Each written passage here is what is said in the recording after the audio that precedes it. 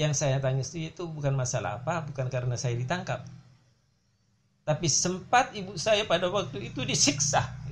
Karena melihat ibu saya disiksa, akhirnya saya melompat pada waktu itu. Saya hadang ibu saya itu.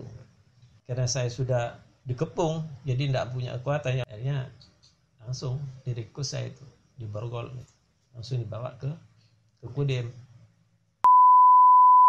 Ada sebuah kejadian di Sumeneb, Jawa Timur yang mungkin sekarang sudah banyak dilupakan oleh banyak orang.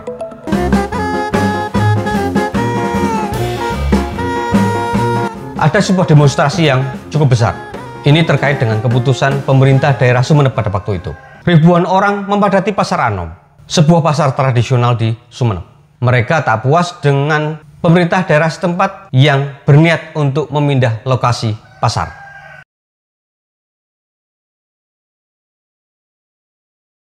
Ini dimulai pada tahun 1992, di mana pada saat itu Orde Baru masih sangat kuat berkuasa. Pemerintah daerah Sumeneb berkeinginan untuk merelokasi para pedagang yang ada di Pasar Anom.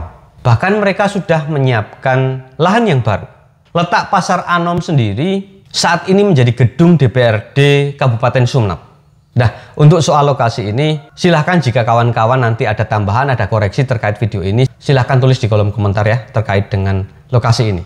Nah, awalnya memang pemerintah daerah Sumeneb berniat untuk merelokasi pedagang dengan alasan pasar sudah kumuh dan memang harus direnovasi. Selain kumuh juga dianggap mengganggu pemandangan. Akan tetapi kemudian niat awal itu berubah dari yang semula hanya renovasi dan relokasi, lantas kemudian pasar itu akan dipindah total. Hal inilah yang kemudian menimbulkan protes dari para pedagang.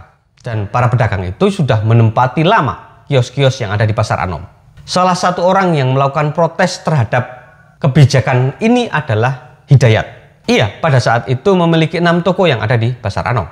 Dan jika terjadi perpindahan pasar, Hidayat merasa hal itu akan merugikan dirinya dan keluarganya. Karena perekonomiannya pasti akan terganggu.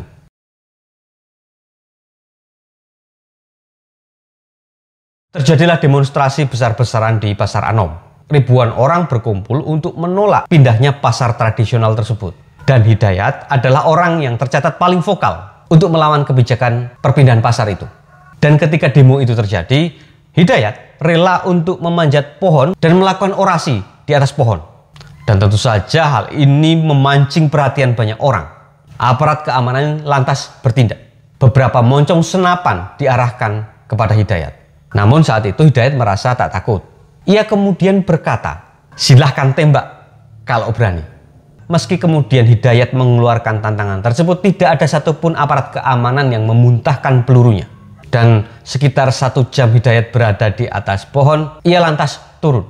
Dan begitu turun, ia kemudian didekati oleh salah seorang kerabatnya. Ia mengatakan bahwa Hidayat akan ditangkap karena melakukan orasi dan dianggap melakukan provokasi. Tetapi Hidayat tidak peduli. Ia tidak merasa bersalah atas kelakuannya tersebut.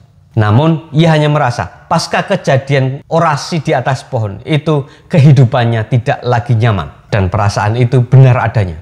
Di sebuah sore, Hidayat didatangi oleh salah seorang utusan bupati. Ia diminta datang ke sebuah pertemuan untuk berdiskusi dengan bupati terkait dengan perpindahan pasar.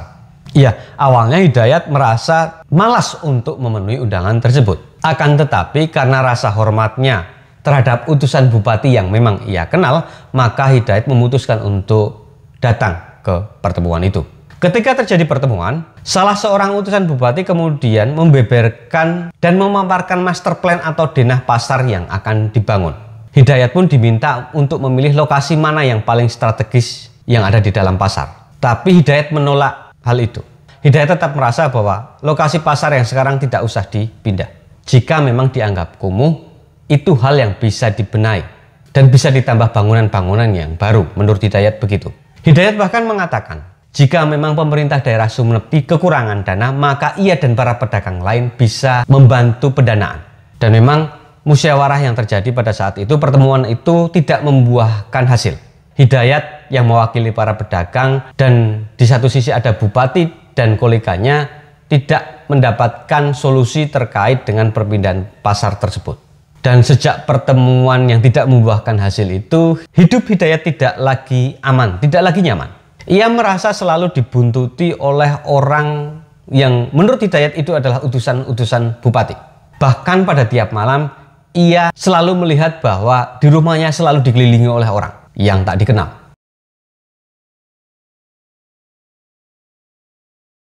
Puncaknya adalah pada bulan Juli 1994. Pada sebuah sore tiba-tiba Hidayat didatangi oleh banyak orang, oleh banyak oknum aparat keamanan. Dan tentu saja Hidayat melawan. Ia tidak terima untuk ditangkap karena merasa bahwa ia tidak memiliki kesalahan. Akan tetapi perlawanan Hidayat kemudian berakhir karena ia ternyata melihat ibunya juga mendapatkan kekerasan dari oknum aparat keamanan. Hidayat juga tidak tega ketika ibunya mendapatkan masalah. Dan akhirnya ketika Hidayat menyerah, tangannya pun diborgol. Semula ia ditempatkan di kantor Kodim setempat. Di sana ia dikerumuni oleh ratusan orang. Di saat itu ia ditunjukkan sebuah surat. Surat itu adalah surat penahanan. Dan Hidayat diminta untuk menandatangani surat tersebut. Ketika kemudian Hidayat menolak, ia mendapatkan kekerasan dan interogasi yang tidak manusiawi. Setelah itu ia dipindah di kantor polisi terdekat. Di sana ia diinapkan selama seminggu. Dan ia juga tetap mendapatkan tindak kekerasan dari oknum aparat keamanan.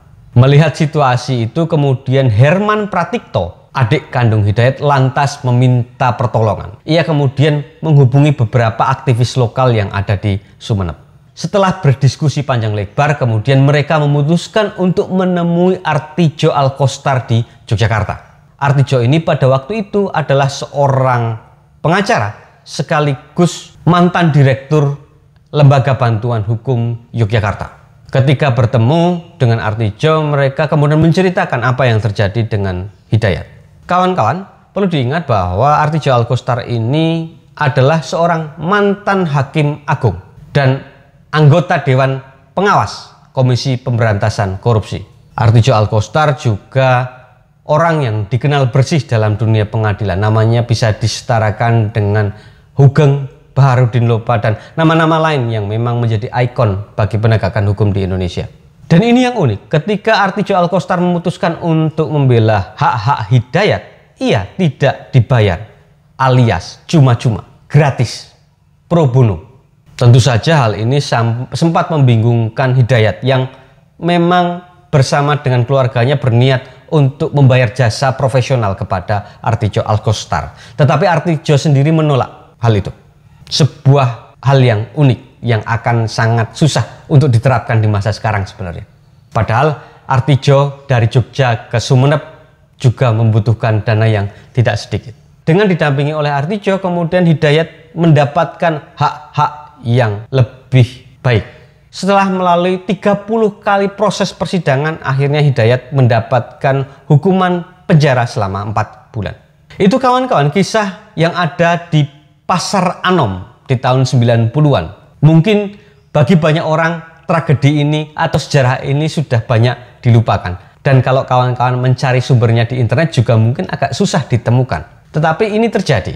Kawan-kawan, saya mendapatkan info ini ketika kemudian saya berada di Sumeneb pada waktu itu, kurang lebih 3 tahun lalu ketika saya membuat buku biografi mengenai Artidjo Alkostar. Terima kasih kawan-kawan sudah menonton. Jika ada koreksi, jika ada komentar dan mau berdiskusi, silahkan tulis di kolom komentar. Terima kasih, sampai jumpa.